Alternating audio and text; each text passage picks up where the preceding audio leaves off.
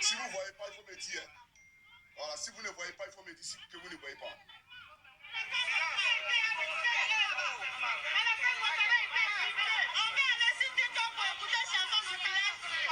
Voilà. Ok.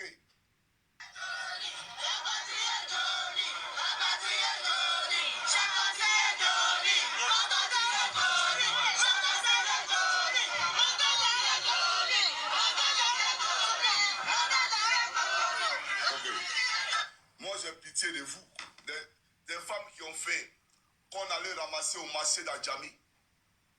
Vous êtes faim, oui, vous avez faim. On vous ramasse, on vous donne des miettes et vous venez raconter vos vies.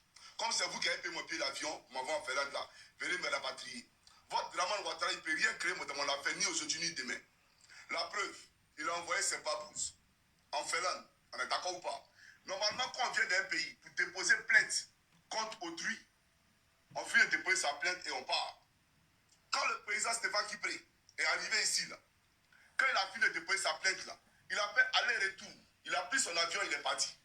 Il n'a pas dormi ici. Ça fait 2 semaines que vous êtes en Finlande. Que cherchez-vous en Finlande? Voilà la question qu'on se pose. Parce que si vous avez déposé la plainte, mais c'est la police qui fait son travail. Et ce n'est pas en 2 semaines que la police va faire une procédure. Ce n'est pas en 2 semaines que le procès il aura lieu. Le procès peut avoir lieu dans 2 ans. Le procès peut avoir lieu dans 3 ans. Si jamais le procureur décide, bien entendu, de poursuivre l'affaire. On est d'accord ou pas? Mais vous avez déposé plainte et vous êtes encore en Finlande. Que cherchez-vous en Finlande? C'est ça la question. Mais nous, on va rester concentrés.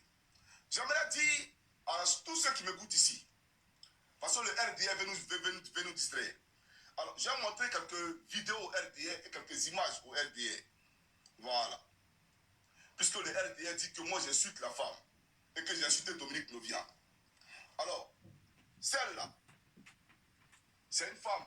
Elle s'appelle Madame Simone Yves Bagou. D'accord? Elle s'appelle Madame Simone Yves Bagou.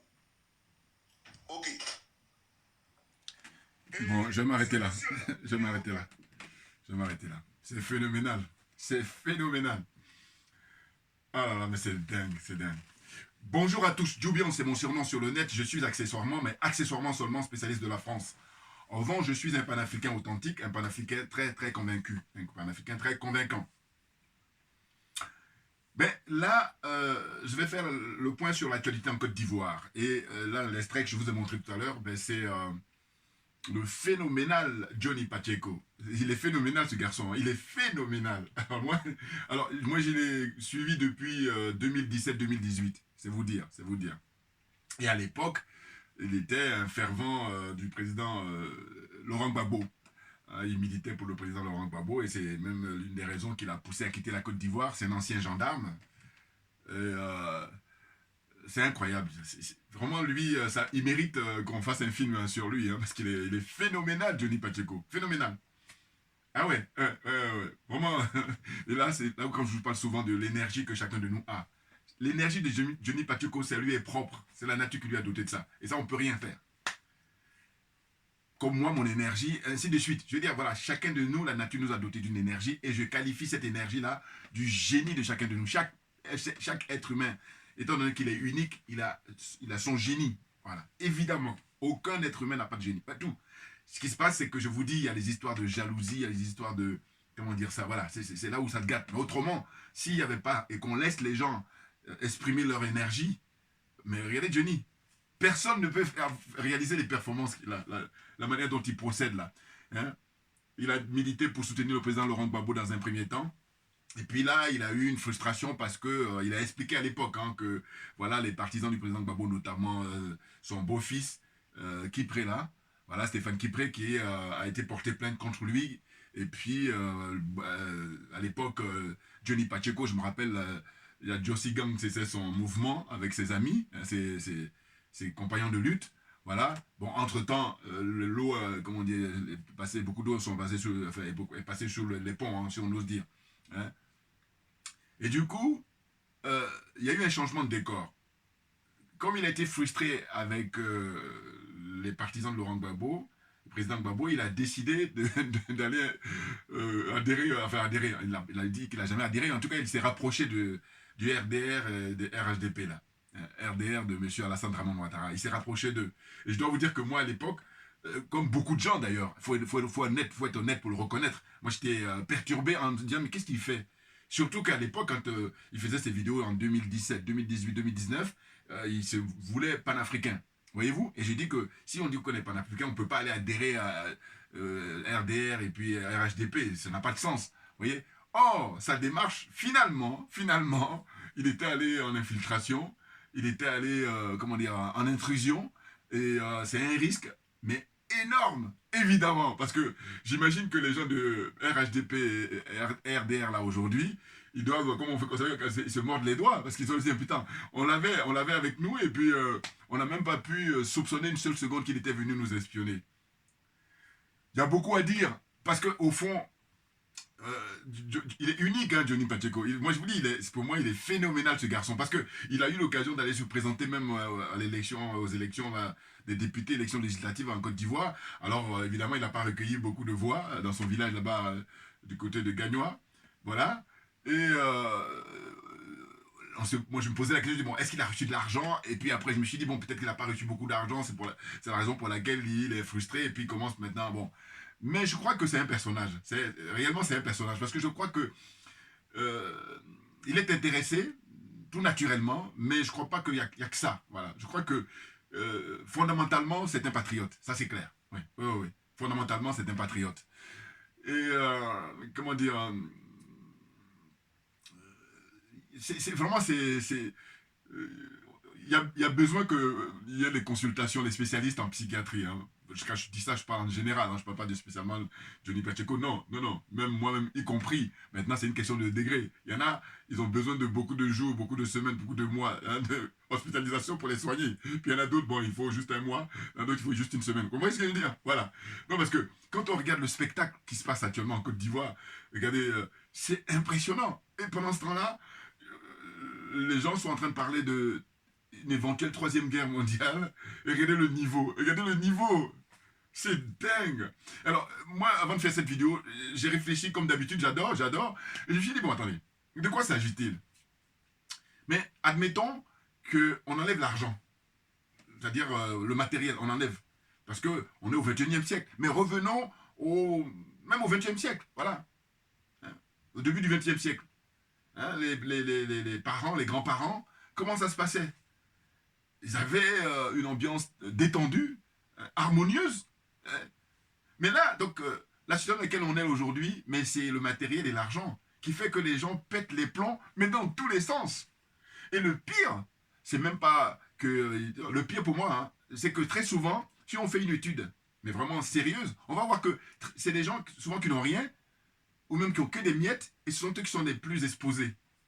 Alors on me dira peut-être c'est la loi du genre, mais c'est là où je dis, ben non, mais il faut réfléchir, sinon on rentre en psychiatrie. Ah oui, non parce que attendez, moi, comme je dis, ma religion c'est la vérité et la justice, vérité et justice, et comme je suis dans l'esprit de la marque, donc je parle de solidarité également. Mais je dis quoi? Je dis, mais attendez, normalement la logique voudrait que celui qui va rapporter le pactole, ce soit celui qui prenne le plus de risques. Mais clairement, c'est ainsi que, pour faire la transition, j'ai dit quoi? Je dis, bon voilà, là, Johnny Pacheco, mais il prend des risques énormes, il a pris des risques énormes quand il a été là-bas infiltrer le RDR.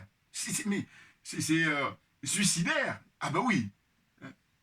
Un peu comme sa sœur BT là, qui est envoyée par, comment on appelle ça, le RSDP là, qui elle aussi est en train de chercher à aller en découdre avec lui. Elle a fait une vidéo que j'ai regardée et elle dit que carrément elle se veut suicidaire. Bon, je me dis, pauvre femme, tu sais pas de quoi tu parles.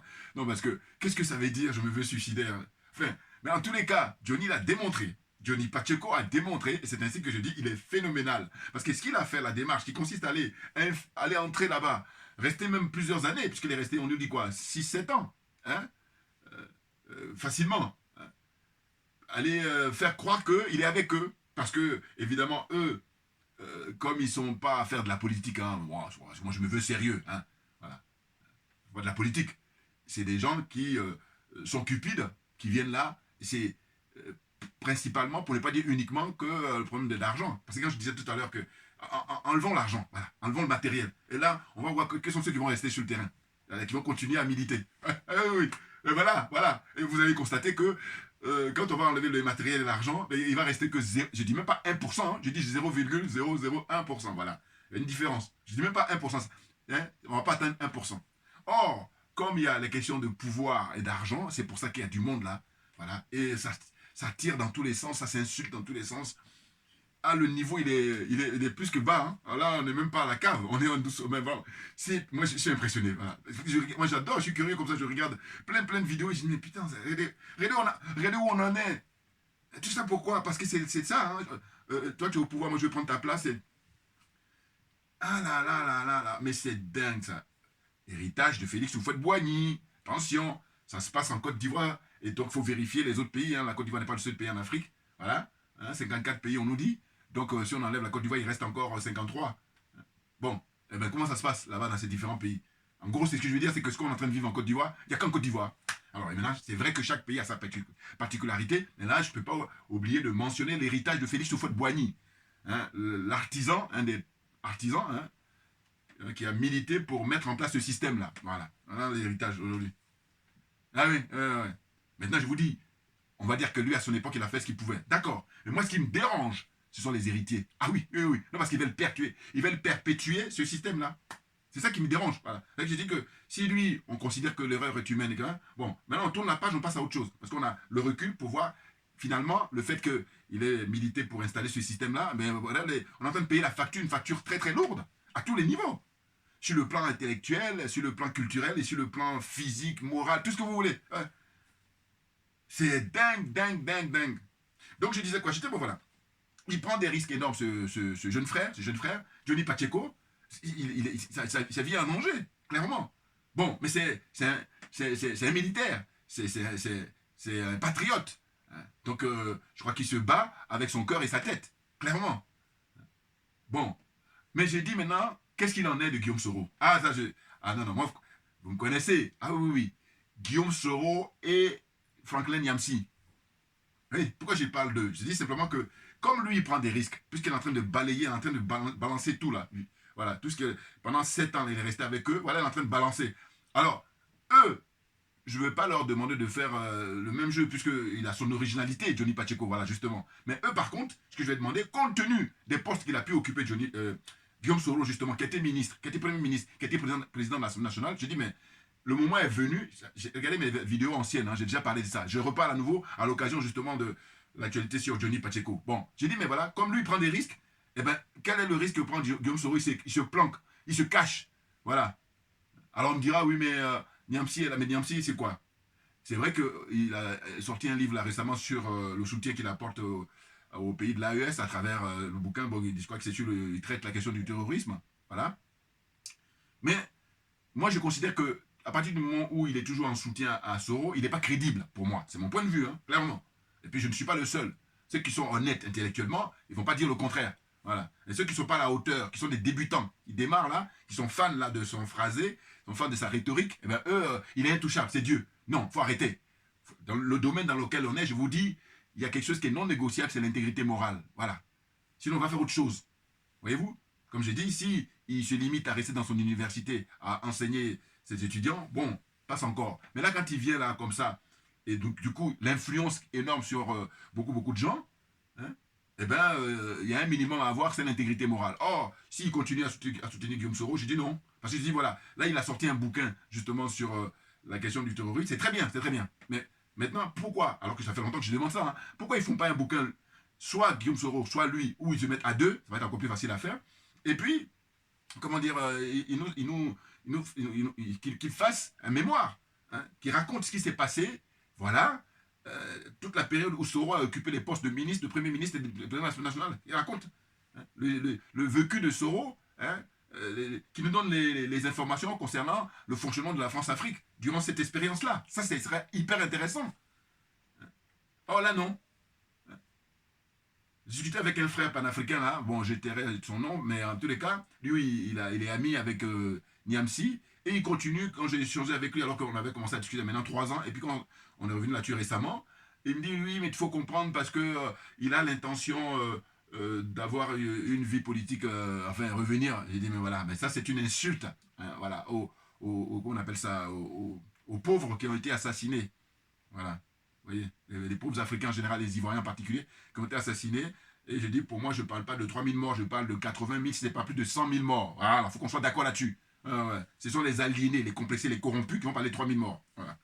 Bouya, on revient encore. Donc, ce que je disais, c'est que je dis, mais à partir du moment où Johnny Pacheco, parce que là, il est dans une démarche de salubrité publique. Ah oui, sa démarche, elle est comment dire, historique. Ah oui, parce que là, il a mis le pied vraiment là où ça fait mal. Il est en train de frapper là où ça fait mal. Paul Vanet, ils sont en train de parler d'aller, comment dire ça, le chercher en Finlande, hein, où il vit depuis maintenant plusieurs décennies. Lui et sa petite famille, voilà. Bon, mais oh, non, mais je vous dis, moi je suis impressionné, eh oui, très clairement, voilà. Donc j'ai dit, à partir du moment où Johnny Pacheco, il a décidé de tout balancer, mais lui par contre c'est borderline, c'est-à-dire que tout y passe, hein, jusqu'à la culotte, hein, qui couche avec qui, bah, et là vraiment, c'est terrible, voilà. Bon, mais c'est ça le combat. Eh oui, attendez, je veux dire, vous voulez comparer Johnny Pacheco, ce qu'il a fait en train de faire actuellement là, avec ce que, quand je parle de 8 comment dire, oui, c'est ça, 80 000 à 100 000 morts, vous le comparez? Voilà, c'est ça. Et de dire, comment vous expliquez que on a traduit le président Laurent Gbagbo à la CPI, on a traduit le ministre Charles Blé Gouda à la CPI, et il se trouve que ils ont été jugés et acquittés. Mais maintenant, pourquoi la CPI va pas jusqu'au bout? Aller au bout, c'est d'aller maintenant le côté de Guillaume Soro, le côté de M. Alassane Dramane Ouattara, qui soit traduit maintenant, c'est leur tour. Alors d'aucuns vont me dire, oui, mais ça va venir. Mais ça vient quand? Hein? Parce qu'ils ont fait diligence quand ils sont allés chercher le président Gbagbo. Ils ont fait diligence quand ils sont allés chercher Charles Blé Goudé. Donc maintenant, là, voilà. Et les années passent. Vous voyez? C'est incroyable. Quand je vous dis, on insulte l'intelligence de l'Africain 24 sur 24, mais il se trouve que c'est l'Africain lui-même qui donne l'occasion aux gens de nous insulter. Et je vous dis toujours, j'ai dit, chacun de nous, regardez, là où vous vivez, dans votre quartier, dans votre lieu de travail, et puis les gens que vous côtoyez. Le respect, ça se mérite. Voilà, c'est tout. C'est naturel. Voilà. C'est quelque chose qui est incontestable, indiscutable. Vous voyez? Donc là, ce frère-là, ce jeune frère, franchement, moi, je dis, il est phénoménal. Phénoménal. Hein? J'ai vu, voilà, il y a eu 2 fois des règlements de compte entre lui avec un de ses compagnons de lutte aussi, Hervé Djedje, qui était un gore, hein, c'est-à-dire Gbagbo ou rien, les partisans du président Gbagbo. Et puis il y a une chamaillerie là où je crois que j'ai regardé un petit peu l'intervention de Hervé Djedje qui lui disait, oui, qu'il va un peu trop loin et tout. Et puis Johnny Pacheco n'a pas apprécié, il lui a répondu, enfin bon. Bon, moi, quand je constate, je dis, mais chacun a une énergie. Et puis là, voilà, il faut respecter l'énergie de chacun. Voilà. Or, le problème chez nous, c'est qu'il y a des gens qui n'ont pas l'énergie de Johnny Pacheco et puis qui, limite, mais ils ont peur pour lui et puis ils vont essayer de jouer plus royaliste que le roi. Non! Non! Non! Il faut essayer de l'approcher, mais de manière, comment dire ça, honnête, de manière sincère, et puis comme ça, les choses vont bien aller. Or, si on a une arrière-pensée, d'abord d'être jaloux par rapport à son énergie, par rapport au fait que là, ce qu'il est en train de faire là, mais je vous dis, comme la guerre, c'est à tous les niveaux, hein, vous avez ce qui est toujours visible, ce sont les fusils, et puis là, mais il n'y a pas que ça. Hein. Quand les Occidentaux, les experts, les Français, les Anglais, les Américains, tout ça, ils parlent de soft power, ben, oui. C'est-à-dire pouvoir t'influencer comme ça, le spirit. Avec les émissions à la con, avec tous les médias, les musiciens, tout ça. Toute l'approche comme ça qu'ils ont, qui est l'inverse de prendre un fusil, mais par contre qui est beaucoup plus violent, parce que là, comme c'est fait de manière insidieuse, eh ben, les gens ne s'en rendent pas compte. Et puis après, maintenant, on est ce que j'appelle lobotomisé, voilà, clairement. Et puis l'aliénation, ah voilà, on y est. Hein. Tout le monde aliéné, voilà, dans cette zone-là, la zone des aliénés, des complexés, des corrompus. J'ai dit, après, j'ai ajouté la zone des jaloux et des sorciers. Mais on peut s'en sortir. Voilà, c'est une question de volonté personnelle, volonté collective, et puis volonté politique tout naturellement. Voyez-vous? J'ai pris quelques notes rapidement, je vais lire et puis comme ça avancer. Mais c'est vrai que Johnny Pacheco, il est phénoménal. Moi, c'est tout ce que je trouve à dire, hein, qualificatif, phénoménal. Parce que ce qu'il fait là, il n'y a que lui qui peut faire ça. Voilà. Parce que je vous dis, s'il y a une autre personne, il se fait dégommer. Voilà. Parce qu'en plus, il y a des gens qui se sont fait dégommer pour moins que ça. C'est ça qui est extraordinaire. C'est pour ça que je dis que chacun de nous a une énergie. Voilà, c'est clairement. Mais pour moi, je suis convaincu de ça depuis maintenant un moment. Hein, c'est clair. Voilà. Donc, je disais quoi? Je disais, voilà. Johnny Pacheco, pourquoi je dis c'est salutaire sa démarche, c'est que qu'est-ce qu'on constate? On constate qu'il y a des femmes là qui sont sorties, je crois que c'est cette semaine ou la semaine dernière, hein, aujourd'hui on est quand? Aujourd'hui on est mercredi, voilà. Donc elles sont sorties, je ne sais pas si c'est samedi ou dimanche, ou en tout cas il y a quelques jours là, elles sont sorties à Abidjan, aller manifester là-bas, quartier d'affaires, au plateau. Bon, avec des pancartes. Et j'aime bien, il y a des frères qui font des vidéos qui disent, mais il y en a parmi les femmes là qui ne savent même pas ce qui est marqué sur les pancartes et tout. Bon. J'ai dit, c'est des pauvres femmes, bien entendu. C'est des pauvres dames. Ben oui, elles sont instrumentalisées, clairement, c'est très flagrant. Regardez leur slogan. Ils demandent le rapatriement de Johnny Pacheco. Bon, alors que il y a l'interdiction de manifester. Donc ce que j'ai noté, c'est ça. C'est de dire qu'en fait, pourquoi Johnny Pacheco, sa démarche est salutaire, c'est que là, pour le coup, le pouvoir en place, il donne l'occasion aux gens de constater que, en fait, ne peuvent manifester que ceux qui sont de son bord, ceux qui sont de son côté. Si tu n'es pas de son côté, il ne faut pas y compter. Maintenant, je dis, bon, pourquoi s'étonner? Ceux qui s'étonnent, c'est que ça veut dire qu'ils croient qu'on est en démocratie. Mais si on croit qu'on est en dictature, il n'y a pas à s'étonner. Voilà. Et comme je dis souvent, je dis, bon, ce qu'il faudrait faire, c'est que quand on arrive à l'aéroport, là, bon, il y a une grande affiche qui vous met Aquaba, hein, quand vous arrivez à l'aéroport de Abidjan, Côte d'Ivoire, là. Bon. Mais au lieu de mettre Aquaba, là, qui veut dire bienvenue, hein, c'est en langue baoulée, bon. Et bien, moi, je dis, il faut mettre bienvenue en dictature. Voilà. Hein, affichez ça. Comme ça. Quand quelqu'un il débarque, quand il voit que bienvenue en dictature, bon, mais il ne fait pas le malin.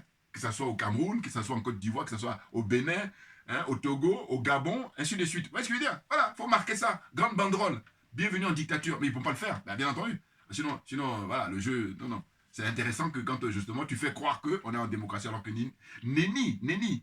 Voyez-vous? Donc, je dis que nous qui dénonçons la dictature que vivent les frères et sœurs qui sont là-bas au pays, qui vivent dans ces pays-là, les dictateurs africains, là, eh bien, on n'est pas étonné de cette pratique qui consiste à dire, bon, si tu es de mon bord, je t'autorise à manifester, je te donne même tous les moyens, hein, mais par contre, si tu n'es pas de mon bord, il est hors de question, je vais sortir les gendarmes, les policiers, et pour te mater.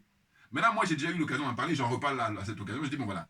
Vous voyez, ils bombent le torse, là, les policiers, les militaires, là-bas, quand il s'agit de réprimer les pauvres citoyens. Mais maintenant, quand on nous dit qu'il y a les terroristes, là, les mercenaires, là, qui sont à la solde de l'Occident, eh bien, si vous êtes assez bombé les torses, là, si vous êtes assez musclé, allez là-bas avec toute la bombe lacrymogène, et puis, bon, vous voyez, vous allez voir que vous ne pouvez pas faire le poids. Bon, alors, avec les armes que vous avez là, hein, parce que souvent, bombe lacrymogène encore passe, mais là, ils utilisent des armes pour mater le peuple qui manifeste pacifiquement. Et qu'est-ce qu'il demande? Il dit simplement que la vie est chère et donc diminuer les prix pour qu'on puisse vivre convenablement. Or, ce n'est pas le cas. Vous voyez?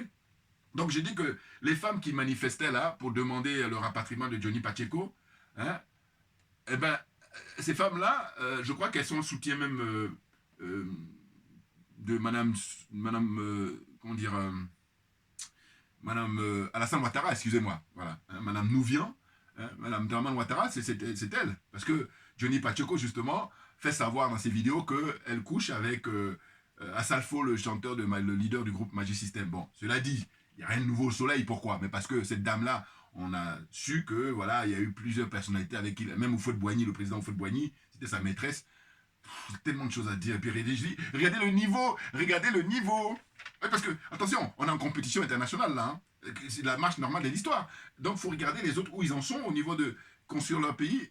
Bon, maintenant, on va dire qu'on est dans l'apprentissage de la démocratie. Mais sauf que je vous dis, c'est parce qu'il y a l'histoire de l'argent, l'histoire de pouvoir. Sinon, si on enlève ça, il ne va plus y avoir personne. Voilà, chacun va aller se vaquer à ses occupations naturelles. Or là, on est dans une espèce d'artifice qui fait que plein de gens viennent là.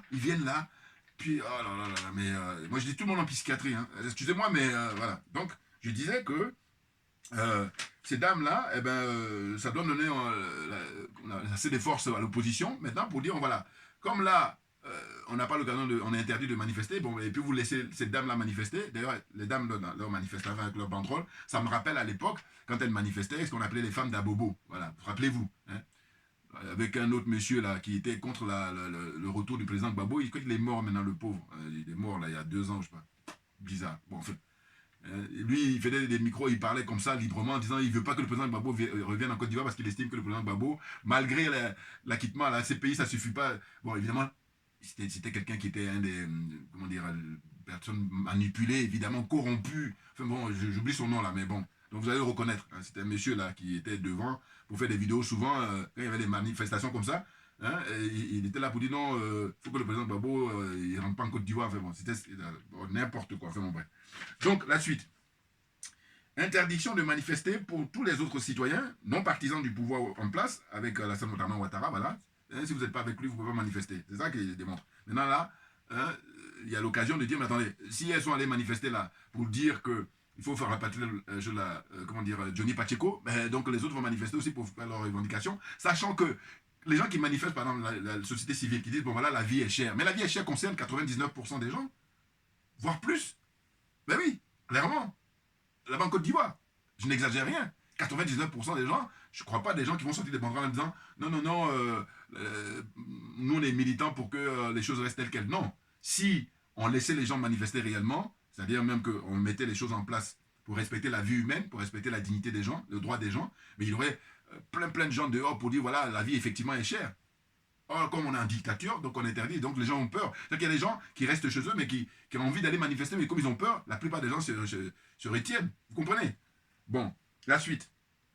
Donc, je disais que il y a interdiction de manifester pour la société civile contre la vie chère, interdiction de manifester des étudiants titulaires de... Ah, ça, c'est ça aussi que je trouvais. J'avais déjà fait des vidéos il y a 2 ans où je signalais ça. Ils sont titulaires de doctorat et ils n'ont pas de boulot. Et ils ont décidé de manifester et allez, en prison. On les a arrêtés. Rappelez-vous. Et là, c'est facile aussi, allez juste sur Internet, vous tapez Côte d'Ivoire, titulaire de doctorat, manifestation, voilà. Or, qu'est-ce qu'il demandait? Simplement, il dit, bon, on a travaillé, et sachant que le doctorat, c'est le diplôme le plus élevé universitaire, bon, eh bien, on n'a pas de boulot. Donc, donnez-nous du boulot. Allez, on l'arrête, on les arrête. Mais qu'est-ce que c'est que ça? Ah, mais c'est dingue. Je ne sais pas, hormis la Côte d'Ivoire, je ne connais pas un autre pays au monde où les gens qui ont des doctorats, ils manifestent pour dire donnez-nous du boulot, puis on les arrête, on les met en garde à vue dans une moindre mesure, et puis on les met en prison dans voilà, le pire des cas.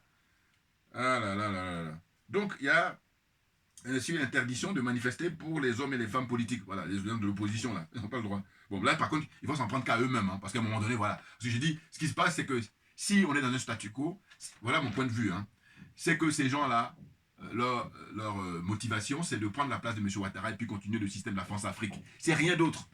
Clairement. Non, parce que si celui qui est au pouvoir, tu sais que tu n'as pas fait comme lui, mais tu mets toute ton énergie maintenant pour qu'il dégage. Oh là, ils sont là, ils attendent, et que les pauvres gens, hein, toujours les pauvres, hein, regardez, je regarde souvent les vidéos de Mme Poulcherik Balé, la grande dame, voilà. Grande citoyenne, grande patriote, grande panafricaine. Tous les mardis, elle fait des vidéos, elle explique. Là, maintenant, elle ne se gêne pas à s'en prendre aux gens de l'opposition. On dit, mais vous faites quoi? Les élections sont prévues au mois d'octobre 2025, et là, au lieu de maintenant battre pavé, hein, clairement, parce que c'est un bras de fer, hein, inutile même de préciser ça. Maintenant, ils sont là, ils attendent. Et puis maintenant, au dernier moment, ce sont les pauvres qui vont payer le prix. Et donc, elle signale, elle informe, d'ailleurs, dit non, on a déjà payé beaucoup, Dieu seul sait, on ne va pas recommencer encore. Et clairement. Donc, il faut vraiment avertir les gens. Hein. Parce que ces gens-là, ils laissent les gens aller mourir, et puis après, eux, maintenant, ils vont venir tranquillement s'installer. Des malhonnêtes comme ça. Donc, vous savez très bien ce que je pense d'eux. Voilà, donc vous voyez. Donc, il y a eu aussi le problème de ces derniers temps, ce dont il s'agit, c'est la question des terrains. Hein, les ACD. Hein. Il y a des gens qui achètent des terrains, et puis après, au dernier moment, on dit non, ça ne t'appartient pas. Parce qu'il y a la corruption qui est généralisée, arrivée à un niveau, mais c'est impressionnant. Et là, moi, quand j'ai vu là, les gens qui manifestent là, ces derniers temps, surtout il y a des dames, des femmes qui manifestent, qui viennent faire des réclamations, hein, ils font des vidéos, je pense au président, le professeur Mamadou Koulibaly. Mais je vous dis, mais si vous regardez, ça remonte maintenant à quelques années, quand il faisait des vidéos tous les jeudis, mais lui, c'était un de ses chevals de bataille. Hein, le problème des terrains, être propriétaire. Il en parlait très souvent. Maintenant, moi j'ai dit, le problème c'est que c'est quelqu'un qui en avance, clairement. Je ne vous cache pas, je répète toujours, quand j'ai l'occasion, que je dis, en Côte d'Ivoire, pour moi, c'est l'homme politique par excellence. Ben oui, clairement. Puis je dis, je me permets de dire ça, c'est que je dis, dites-moi, tous les hommes politiques en Côte d'Ivoire, peut-être le président Gbagbo, qui a écrit sur la vie politique et tout ça. Mais sinon, regardez bien les autres acteurs politiques là, il y en a combien qui ont écrit pour dénoncer le système de la France-Afrique? J'attends, dans les commentaires. Voilà. Et donc, M. Mamadou Koulibaly, de très loin, a écrit plusieurs bouquins pour dénoncer le système de la France-Afrique. Vous voyez? Maintenant, il en avance. Et c'est toujours le problème des gens qui sont en avance. Hein. Et clairement. Bon. Donc, il y a la question, comme je disais tout à l'heure, j'ai parlé des terrains. Hein. Voilà, les gens achètent leur terrain. Après, on vient de leur dire non, parce que au ministère, ceux qui sont chargés de gérer les choses sont corrompus, donc ils font n'importe quoi. Enfin bon. Bon, alors, souvent quand je parle de l'expression, ça fait longtemps que je n'ai pas utilisé, mais je dis que ces gens font un usage caricatural de leur connaissance et de leur savoir. C'est-à-dire les prétendus diplômés, là. Ouais. Caricature de leur connaissance. Parce que, attends, si on est dans un pays de droit, bon, mais quelqu'un à qui on a attribué un terrain, hein, il y a toutes les formalités qui sont remplies, bon, mais voilà, c'est précis. Oh là là, non, tu achètes ton terrain et puis quelques jours après on dit non, non, non, t'es pas le seul. C'est n'importe quoi. Oh là là là. Et puis je vous dis, circonstance aggravante, c'est que ces gens-là, ils prennent l'avion, ils viennent ici. Qu'est-ce que tu retiens? Souvent, oh là là, franchement. Moi, les bras m'en tombent, moi, quand je vois tous ces agissements-là. Donc, il y a la non-révision de la liste électorale. Voilà. Un autre encore, quand je parle de usage caricatural de leur connaissance. Chaque année, normalement, suivant les dispositions de la Constitution, il est question de réviser, mettre à jour, actualiser la liste électorale. Mais là, cette fois-ci, dit non. Ah, si on ne rit pas, on se flingue. Excusez-moi. Arriver à ce niveau-là, et rigoler, ça ne veut pas dire qu'on a compris. Au contraire, ça veut dire qu'on a tellement compris que ça faut rigoler. C'est pas possible. Pourquoi on ne révise pas? Et puis, il n'y a pas seulement ça. Il y a aussi le fait que il y a beaucoup de gens qui ne sont pas de nationalité ivoirienne, à qui on donne comme ça à volonté des passeports, on donne à volonté des cartes d'identité, hein, et puis ils vont pouvoir aller voter. Donc, avant même qu'on arrive, on est quoi? On est au mois de février, bientôt en mars, donc c'est au mois d'octobre, voilà. Avant qu'on arrive en octobre, bon, mais les gens sont déjà équipés, ils ont tout. Et puis, donc, autant dire que l'élection, est-ce que vous pouvez parler d'élection là? Ah, c'est terrible, hein, c'est terrible. Mais en plus, c'est pas quelque chose qui est sorcier.